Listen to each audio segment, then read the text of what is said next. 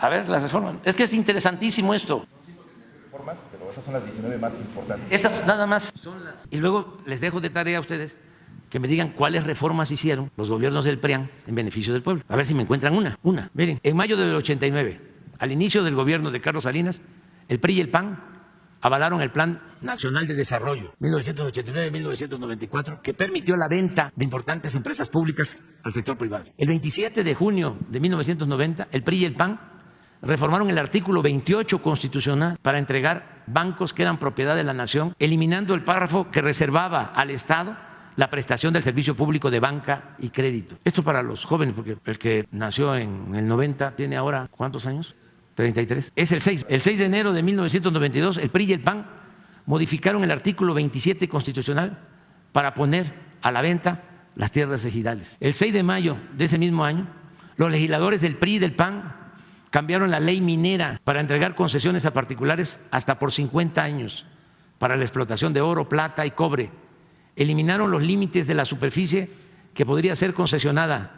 Derogaron el impuesto a la extracción de minerales. Es decir, décadas estuvieron las mineras sin pagar impuestos por la extracción de minerales. Esto no sucedió en ningún país del mundo, el no pagar los impuestos por la extracción de minerales. Derogaron el impuesto de extracción de minerales y dieron lugar a la privatización de unidades y plantas mineras del sector paraestatal, como fue el caso de la histórica mina de Cananea. Era una mina del sector público y con Salinas, con el apoyo del PRI y del PAN, se entregó a Grupo México. En ese sexenio además se entregaron 6.600.000 hectáreas de reservas mineras nacionales que existían a 3 consorcios, Peñoles, Grupo México y Carso. Y esta misma política continuó hasta el 1 de diciembre de 2018, hasta que llegamos.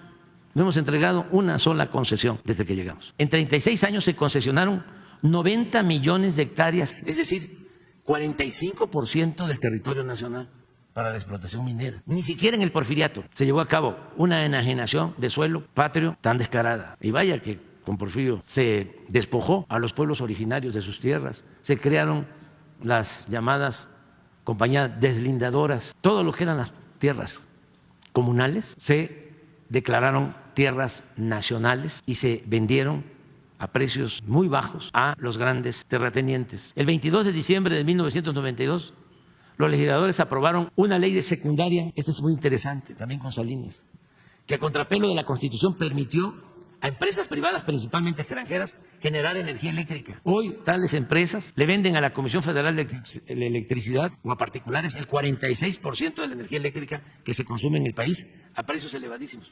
O sea, ¿qué hacen con esto? Esto es muy importante para los constitucionalistas. Esto es una violación flagrante a la Constitución, porque lo que hicieron fue que reformaron una ley secundaria y la Constitución prohibía que particulares generaran y distribuyeran energía eléctrica.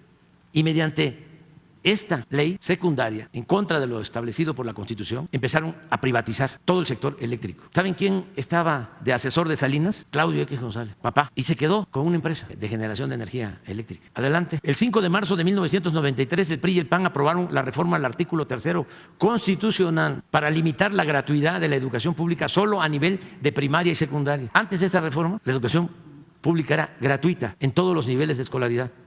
¿Qué hicieron con la reforma? Acotaron la gratuidad, nada más a educación básica. Y pusieron al mercado, como si fuese una mercancía, la educación media superior y la educación universitaria. ¿Quién era secretario de Educación? Ernesto Zedillo. Desde entonces empezaron a rechazar a los jóvenes, con la mentira, el pretexto de que no pasaban el examen de admisión, cuando en realidad es de que no destinaban presupuesto a la educación pública porque querían que creciera el número de escuelas, sobre todo de nivel superior, del sector privado. Eso tiene también que ver con la reforma posterior a la educación. Yo no estoy en contra de la educación privada.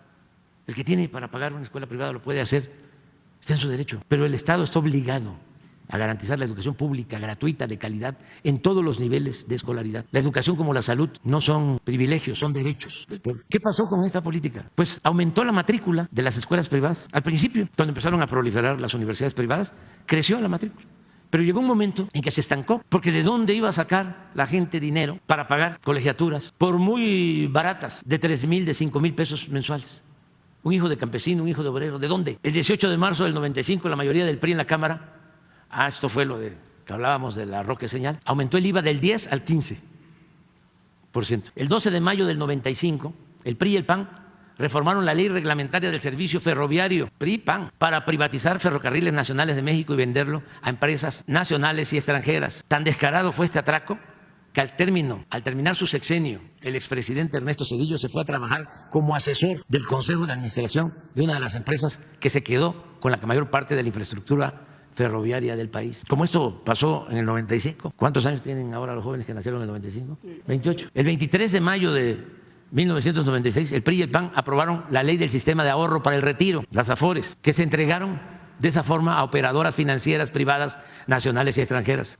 Los AFORES, la administración de estas pensiones se da a partir de entonces sin transparencia, con altos costos por la operación y baja rentabilidad para derechohabientes. ¿Esto qué significa? Ya va a empezar a ponerse muy grave, de que por esto los trabajadores van a recibir al pensionarse, ahora porque hicimos una modificación, pero de todas maneras van a recibir como 60-70% de lo que ganaban. El 12 de diciembre, eso no se me va a olvidar, del 98, diputados del PRI y del PAN aprobaron el FOBAPROA, que convirtió las deudas privadas de unos cuantos empresarios y banqueros en deuda pública. En la actualidad, al 31 de diciembre del 18, esta deuda rebasó el 1.200.000 millones de pesos y de 1995 a la fecha se han destinado solo para pagar intereses más de 800.000 millones de pesos del presupuesto nacional, cuando esos recursos públicos debieron utilizarse para impulsar actividades productivas, crear empleos y promover el bienestar del pueblo. Todo esto es en contubernio, PRI-PAN. El 24 de octubre, el 8 de diciembre de 2005, ya durante el foxismo, el PRI y el PAN reformaron la ley del impuesto sobre la renta para conceder a las grandes corporaciones económicas y financieras el privilegio de diferir el pago de impuestos hasta por el 100% de sus contribuciones. Una vez consumado el fraude electoral de 2006, el 22 de marzo de 2007, el PRI y el PAN modificaron la ley del ISSSTE, esto fue la maestra Elbester con Felipe Calderón, y entregaron las pensiones de los trabajadores al servicio del Estado a los intereses de los banqueros. Es lo mismo, cuando empiecen a jubilarse, a partir de esta ley, los maestros van a recibir la mitad de su sueldo. El 13 de septiembre de 2007, los mismos legisladores del PRI y del PAN aprobaron un paquete fiscal que incluyó la creación de un impuesto empresarial de tasa única y el impuesto del 2% en efectivo, que más tarde aumentaron al 3%. El 24 de octubre de 2008 aprobaron la Ley de Petróleos Mexicanos para dar lugar al otorgamiento de contratos incentivados a empresas privadas. El 2 de diciembre de 2012, al día siguiente de haber tomado posesión de la presidencia, Enrique Peña Nieto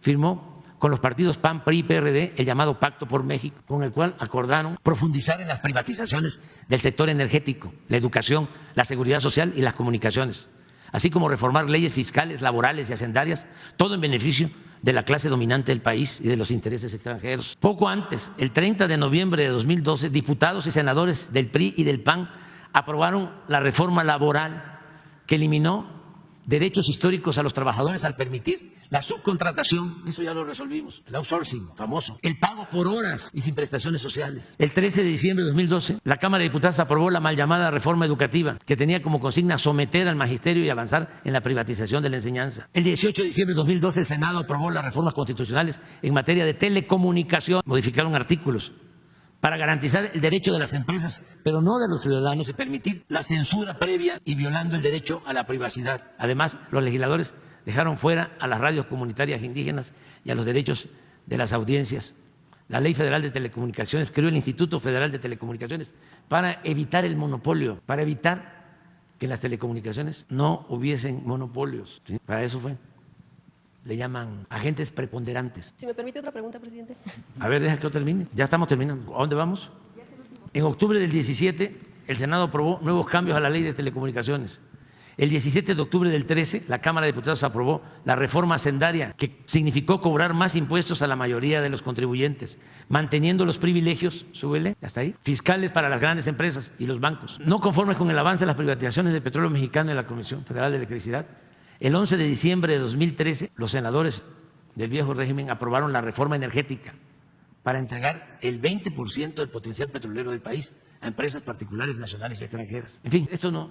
Díganme si este contubernio no operó al servicio de los potentados. Todas esas reformas a la Constitución fueron para beneficiar al pueblo. Nada. Tomaron por asalto al gobierno, secuestraron a todos los poderes, crearon una república simulada. Y parte de esto es lo del Poder Judicial.